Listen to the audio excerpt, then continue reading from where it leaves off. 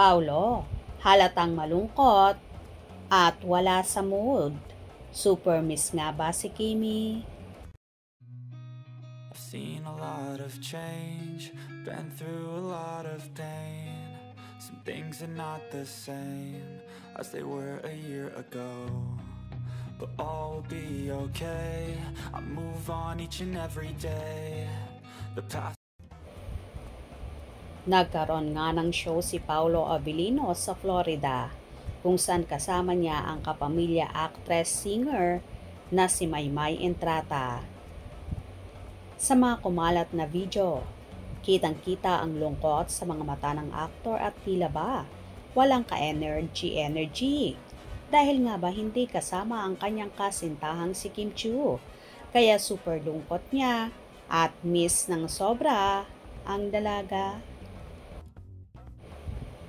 Alam naman nating lahat na isa si Kim sa nakakapagpasaya sa binata at kapag kasama niya ang actress ay full energy nga ang meron siya na tila palaging nahahawa kay Chinita Princess.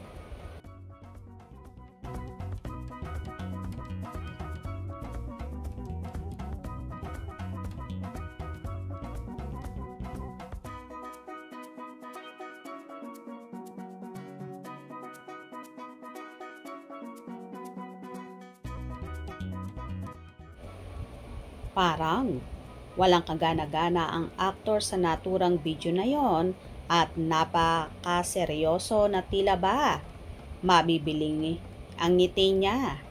Ibang-iba talaga ang aura niya kapag kasama ang kanyang one and only love na si Kim Chiu. Tila miss na nga si Kimi na ilang araw na silang hindi nagkikita. Samantala, may kumalat ding larawan na may katawagan ang aktor at himanta ng marami ay si Kim Chiu raw ang kausap ng binata na tila nag-update sa nobya. Hindi pa man sila umaamin sa publiko sa totoong relasyon nila, pero malakas ang putop ng kanilang tagahanga na may something special nang namumuo sa dalawa, na kahit nga ang amiga ni Kimi na si Maymay Entrata ay ibinuking na si Paulo nga daw ang nagpapasaya sa kanyang amiga, kung saan sinabi niya itong live na live bago niya ipinakilala si Paulo sa stage. Well, wag nang mag-alala at mabahala dahil magkakasama din ang Team Pau.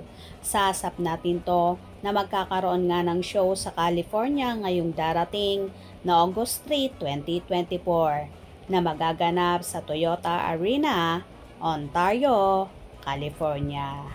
Kaya wag na wag bibitiw sa mga maiinit na kaganapan, especially sa Kim Pau. Hope you enjoyed. Please subscribe for more info.